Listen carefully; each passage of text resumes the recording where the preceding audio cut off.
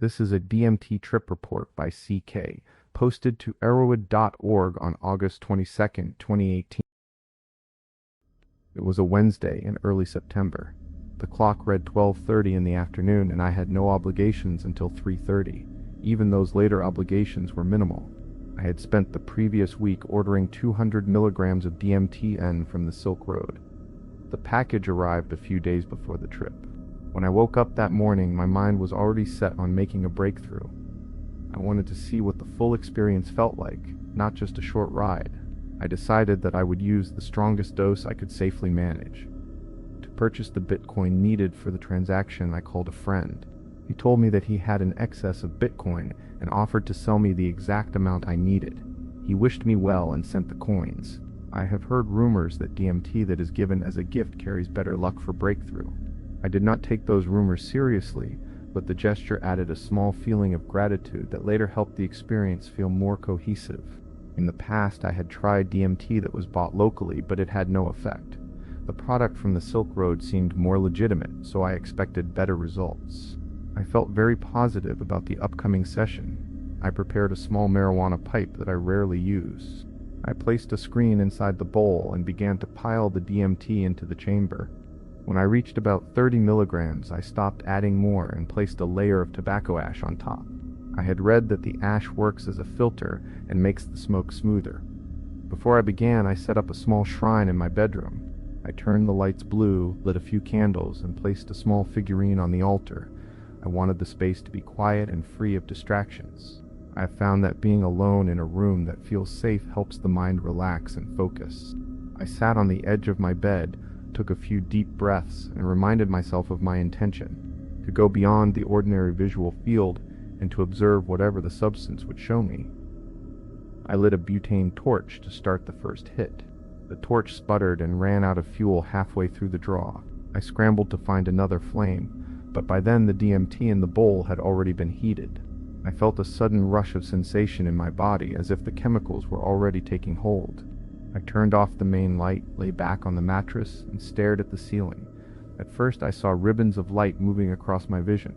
In the upper part of my visual field, a faint symbol began to form. It was blurry, like a distant sign that I could not yet read.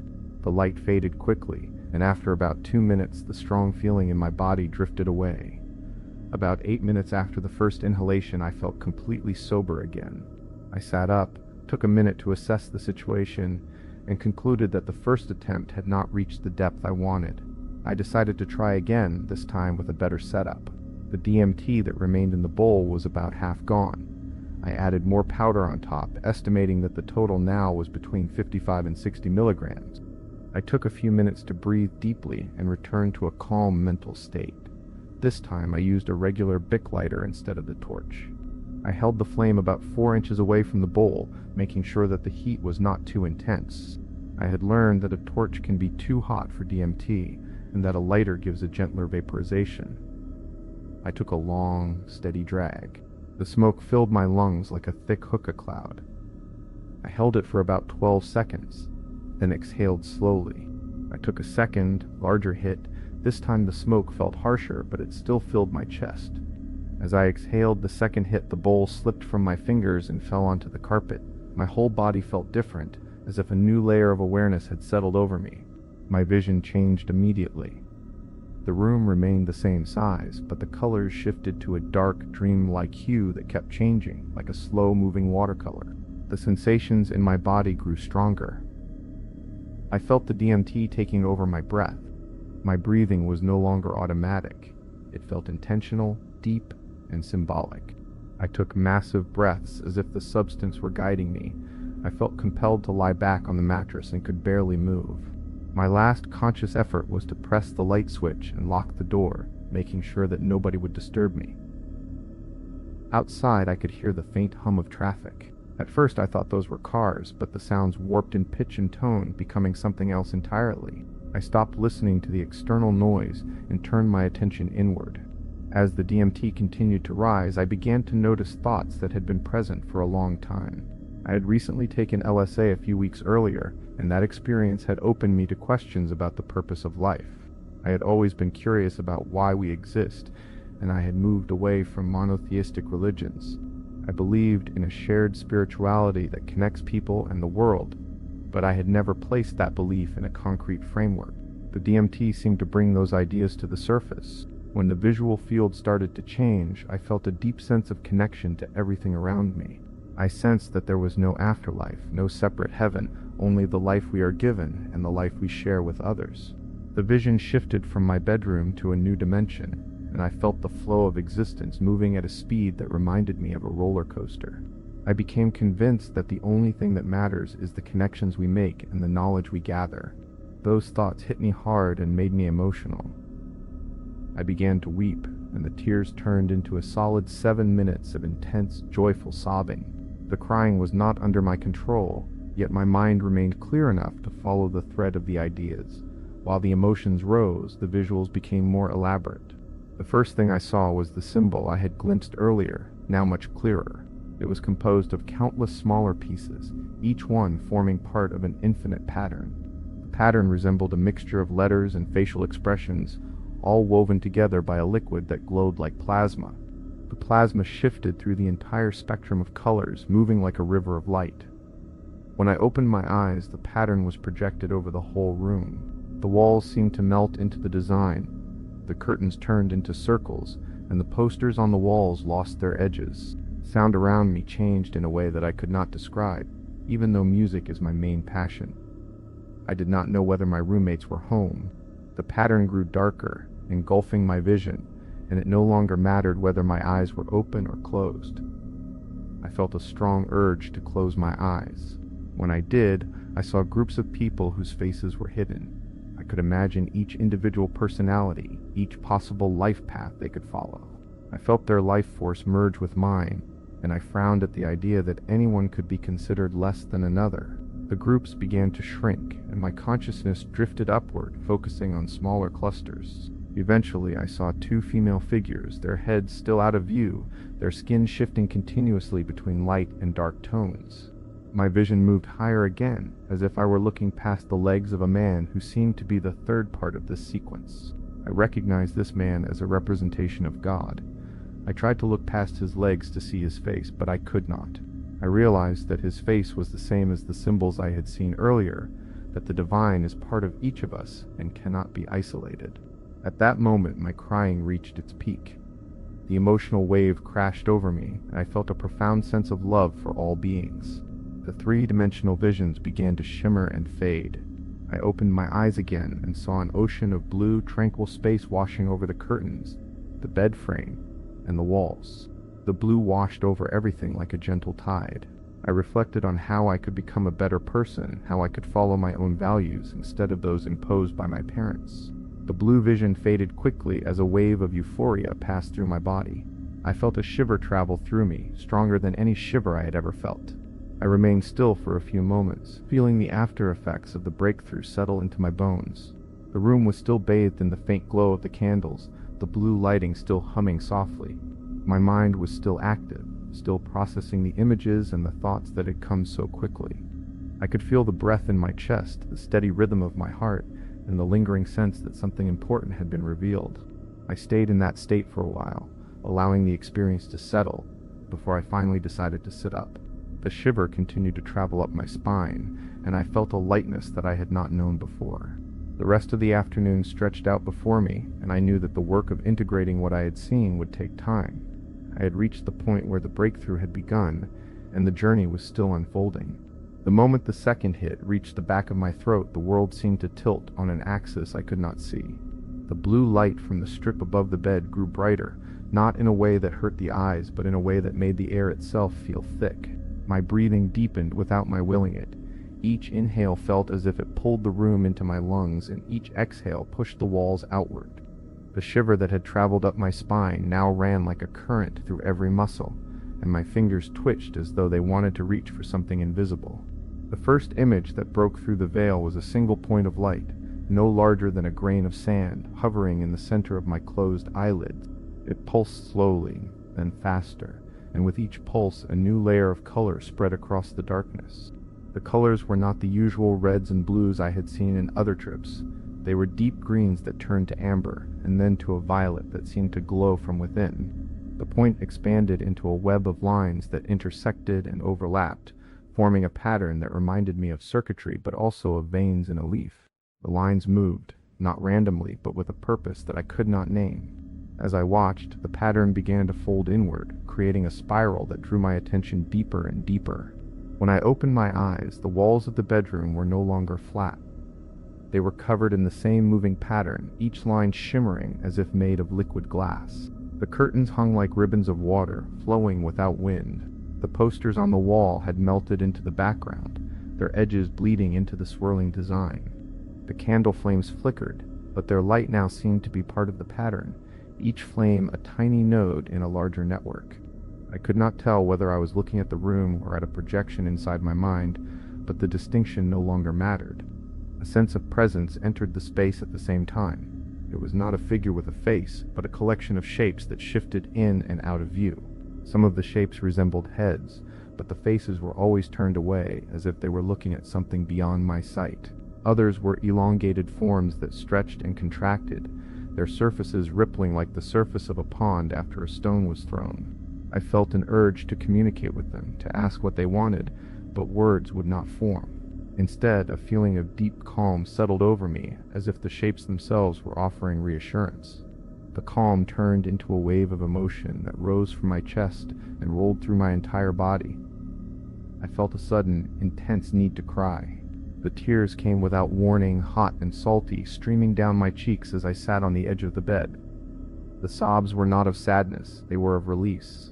Each breath I took seemed to pull more of the pattern into my lungs, and each exhale pushed the pattern outward, as if I were breathing the whole scene in and out. The crying lasted several minutes, but it felt like a single breath stretched over time. When the tears finally stopped, a lightness settled where the heaviness had been. The next image was a cluster of smaller symbols, each one composed of many tiny parts. They looked like letters that had been broken down to their smallest strokes, then reassembled into new forms. Symbols glowed with a neon hue that shifted constantly, never staying the same color for more than a heartbeat. When I focused on one, it unfolded into a three-dimensional shape that rotated slowly, showing facets that reflected the surrounding pattern. The shapes seemed to be alive, each one pulsing in time with the others, creating a rhythm that matched the beating of my heart. As I watched, the shapes began to separate from the walls and drift toward the center of the room. They gathered around an empty space on the floor, forming a circle that glowed brighter than the rest of the room. Within that circle I could see two figures, their heads still hidden, their bodies made of the same shifting colors as the symbols. Their skin seemed to change tone continuously, moving from light to dark and back again, as if they were made of light itself. I felt an overwhelming sense of connection to them, as if they represented parts of myself that I had never allowed to surface. The third figure appeared as a set of legs standing upright, but the rest of the body was missing. The legs were solid, rooted to the floor, but they seemed to be made of the same liquid light that formed the symbols. I knew instantly that this figure represented something larger than any individual. It was a representation of the whole, a presence that encompassed all the shapes, all the colors, all the feelings that had surged through me. I tried to look up past the legs to see a face, but the view was blocked. Instead, the symbols that had surrounded me earlier rose up and formed a mask that covered the empty space where a face should have been. The mask was composed of the same endless patterns, each line a fragment of a larger whole. It was as if the face was not meant to be seen, but to be understood through the patterns themselves. At that moment the crying returned, more intense than before. It was as if the realization of what I was witnessing broke through any remaining barrier inside me. The tears fell faster, and my body shook with the force of the sobs. When the crying finally ceased, the pattern around me began to dissolve. The walls returned to their original state, the candles flickered normally, and the blue strip of light dimmed back to its low hum. The shapes and symbols faded like mist under the morning sun. The room was once again a bedroom, but the feeling that something had changed lingered in the air. I opened my eyes fully and saw a wash of blue that seemed to fill the space beyond the walls, as if the room were sitting on the surface of an endless ocean. The blue was not a flat color, it moved in gentle waves, each crest catching a glimmer of light. The feeling of being in that ocean was not one of fear, but of profound peace. I felt my body become lighter, as if the weight of gravity had lessened. My heart beat steadily, each pulse a reminder that I was still alive, still present in this world. The peak began to recede slowly, like a tide pulling back from the shore. The vivid colors dulled, the patterns became less defined, and the shapes turned into faint outlines. The emotional intensity lessened, but a soft euphoria remained, warm and steady. I could feel a gentle vibration in my chest, a reminder that the experience had not completely vanished, only settled into a quieter state. During the plateau, I remained seated on the bed, eyes closed, allowing the residual sensations to flow through me. The breath remained deep, each inhale feeling like a slow tide coming in, each exhale a tide going out. I sensed a faint hum behind my ears, a low frequency that seemed to vibrate through my skull. The hum was not uncomfortable. It was like a background music that kept time with my heartbeat. Occasionally, a fragment of the earlier pattern would flash behind my closed lids, a brief glimpse of a line or a color, but it did not overwhelm me. It was as if the brain was still processing the data, sorting it into memory. My thoughts during this time were clear, not scattered. I thought about the moments when I had questioned the meaning of life, the times I had felt disconnected from others, and the belief that there was something beyond the physical world. The images had shown me that the connections I have with other people are not separate threads but part of a single fabric. I felt a resolve to treat each interaction with more care, to listen more closely, to act with kindness. The desire to improve my health, to eat better, to move my body more, was not a fleeting wish but a steady intention that settled in my mind. The plateau lasted for about 20 minutes. During that time the room remained quiet, the candles burned low, and the blue light remained a soft glow. I did not move much, fearing that any sudden motion might break the delicate balance I was feeling. I allowed the breath to guide me, inhaling through the nose, exhaling through the mouth, each cycle a reminder that I was still anchored in my body. When the come-down began, the colors in my mind turned from vivid neon to muted pastels, then to a soft gray. The patterns that had filled my vision turned into simple shapes like circles and squares that faded one by one. The hum in my ears softened to a faint ringing, like the after-sound of a bell. My heart rate slowed, returning to the normal rhythm I was accustomed to. My muscles, which had been tense during the peak, relaxed and a gentle warmth spread through my limbs. I opened my eyes fully and saw the room as it truly was. The bed, the nightstand, the candles, the blue strip of LED.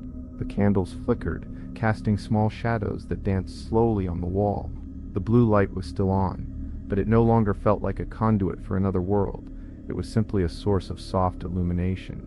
I felt a lightness in my spine.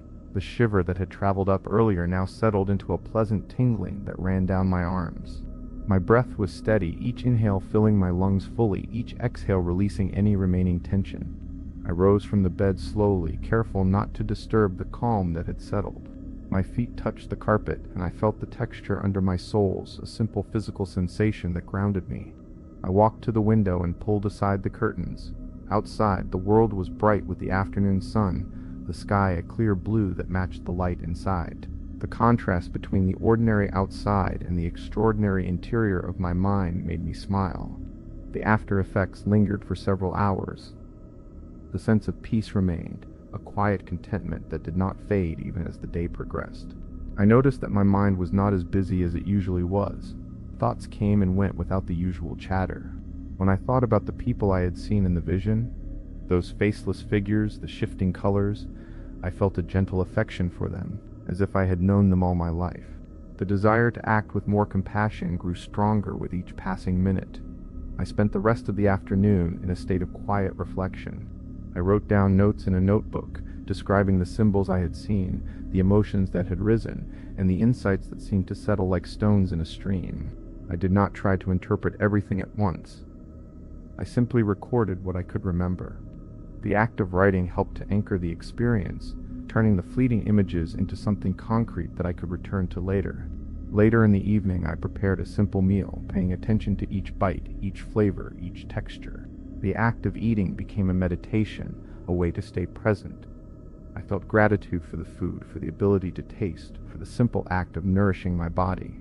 The gratitude extended beyond the meal to the entire day, to the decision to take the DMT, to the friend who had sent the Bitcoin, to the candles that had been lit, and to the quiet room that had become a portal. When night fell, I turned off the blue strip and let the room be illuminated only by the candles. The soft orange light created gentle shadows, and the silence was deep. I lay back on the bed, eyes closed, and let the breath settle once more.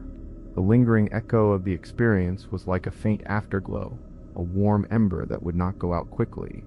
I felt a resolve to keep the lessons I had received, to let them guide my actions in the days and weeks ahead.